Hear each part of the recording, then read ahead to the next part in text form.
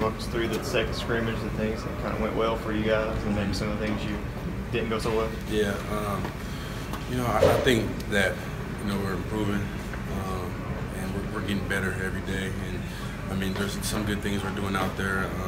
The little things we're doing right. It's just we have to put everything together, and on some of the plays that we're not doing so right, we just got to keep practicing them and keep repping them so we can make those big plays in the scrimmages. But I feel like overall we're making some big plays in the scrimmages and stuff like that. So we just got to keep practicing and keep repping them. How have the playmakers developed just over the last 10 practices? A lot, and it's a sight to see because you can definitely see it out there on the practice field. Like I said, a lot of guys are making big plays, and all the quarterbacks are playing good. We're all throwing, and we're working on some little things, just changing motions and a little, just little things like that. But we're looking really good, and guys are running around, and even on the defensive side, they're out there, making big plays, making tackles. We're out there throwing the ball, and receivers are making catches. So everybody's looking pretty good. Who in the secondary is giving you the most trouble right now? I know the coach is looking for somebody to do that. Who would you? I'd say that to be Brandon. The corner that just came from JUCO. Brandon Eccles. Yeah. He's been flying everywhere. He's been making plays, big plays. He's really fast, and I'd say personally he's like a ball hawk. He's always where the ball is. He's really fast. You can tell that he knows how to play his position. How would you describe the improvement, assuming you've seen it in Lynn, as a playmaker, as a leader, that kind of stuff? Oh yeah, Lynn's been doing a great job. Me and Lynn have been working just to try to get our timing together and stuff like that. And, you can definitely see it. He's been putting in a lot of time on trying to, master his routes and make sure he's in the right spot, and just seeing the defense. But he's been working really hard, and he's definitely taking the next step and getting ready for a big season.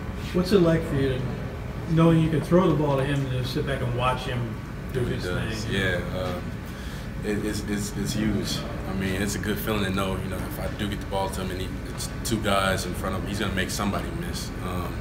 He'll run all over the field and, get those yards that he needs to get. So it's a good feeling knowing that I can trust him. You mentioned Brandon having a good, secondary. That JUCO experience, I mean, do you think that makes a big difference coming from there as opposed to high school? I just say it's the mindset. That's all I could really say about it. It's just he has a monster mentality, and he's hungry. You can see it on the field. He's hungry, and he wants to be around. He wants to learn, and he's getting here early. And, that's just from what I'm seeing. And he wants to be successful. He wants to play hard. So that's just what I've been catching up from him. And, it's not the hardest about it. Other than Lynn, who's all over the place and doing different things, talk about who some of your other downhill threats are. Oh yeah. How you other downfield? Yeah. Josh Ali. He's been making big plays. And he's so smooth with his routes. He's looking really crispy. Isaiah Epps, of course. Isaiah has been a deep threat for us, and he's making big plays on the field, and they're all running good routes. Ahmad Wagner's running good routes. Even the little guys, Bryce, Akeem, we're just all out there. We're trying to be perfect on everything. We're not going to be perfect, time coming around scrimmages and stuff like that, but we just want to strive to be perfect. Everything is right. There's no miscommunication on the field. We're all on the same page. Are you hard on yourself as far as trying to be perfect? Oh yeah, no doubt about it. And I catch myself doing it sometimes, but I just being out there on the field, I just always want to be on tune. But playing quarterback isn't easy. So what's the matchups with Quentin been like? Coach Duke said there's really been some battles. With Bohanna? Yeah. Yeah, so I'm blessed to have Q lined up across from me every day. We were just talking about it last week, actually, the battles that we were having with he and I. We've been making each other better. He's become a really good D tackle. I'd say he's one of the top 4 or 5 D tackles in our conference, and that's been helping me get better every single day. So, we'll get in there, we'll play hard, but there's a lot of respect between the two of us, I think. What's good about it? What are his skills? Q is, well, first off, he's massive, but he moves so well for his size. There's not a lot of guys that can use their hands and flip their hips and go from power to speed like he does. And he's a really smart player. He's probably one of the smartest guys we have on the D-line. He's always in the right spot. So he's just an all-around solid player. You're trying to find 2 new guys on the right side of the line. How does that change for you personally when you're trying to get comfortable with who's lining up next to you? Well, it helps that those guys have played. You look at the guys at right guard, Fortner and Wolf. I've played next to them in practice for years, and we've gotten game reps together. And Kennard, same with him in practice, and he got his feet wet last year. So it's just going to be more about communication with all 5 guys, especially getting Landon back in there after missing him for a whole year. So it's on us to gel, and Coach Schlarman's helping us with that. But ultimately, it's up to us on the field to take care of that. You have been pretty consistent throughout. It feels like it's a lot of newness to this offensive line. How tough is it to get to gelling? Well, you lose an All-American with Bunchy, and you lose, in my opinion, an All-SEC player in Big George. So you have to make up for that, and those guys are doing a good job with it. It helps that they're experienced, and they've been in the weight room for a couple of years. They've been with our system for a couple of years, so and the talent is there. We just have to get those guys to gel. Because the thing with O-line, it's not all about talent.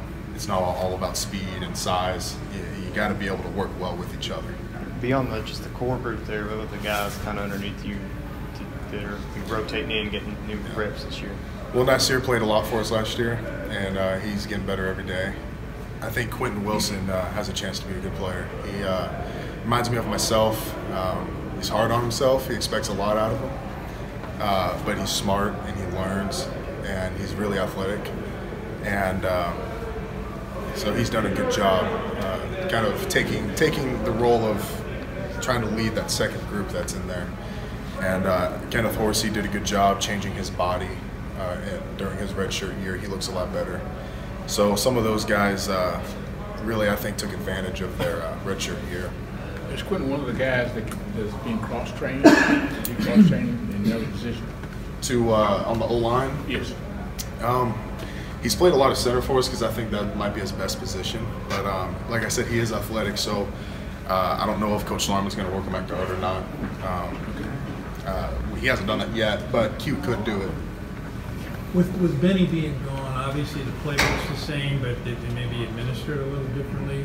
Does that really have much of a profound effect on the O-line? It does, but it doesn't. Benny was a smart player, so when we were setting our protections and when we saw blitz coming, he knew what holes would be open. He knew which guys we were leaving unblocked for him. And the guys like AJ, Smoke, and Chris, they've done a good job of trying to pick up on that.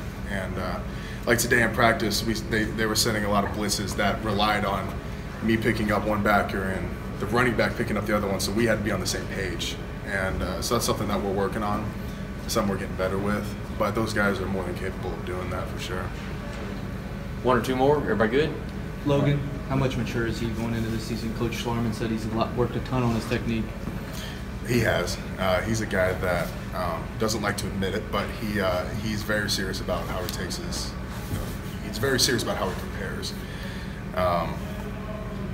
He's just gotten better as time has gone on. He's a big, strong dude that moves well in space, that can just stay on his blocks. And I'm sure he annoys the heck out of D linemen because you can't get off him very easily. And that is annoying for a D lineman when they can't get off a block. So he's just been steady in there for us. He's reliable in there. And he's helped us gel with knowing he's on the same page as our left tackle with me. It kind of helps us work on the right side a little bit more, knowing that the left side is secure. Why does he not like to admit it? Logan's just one of those personalities. Once you get to know him, he likes to give people a hard time. But no, he does work hard. He's in the weight room after practice most days. He comes in early. So he does prepare the right way. Yeah. Thanks, Drake. Yeah.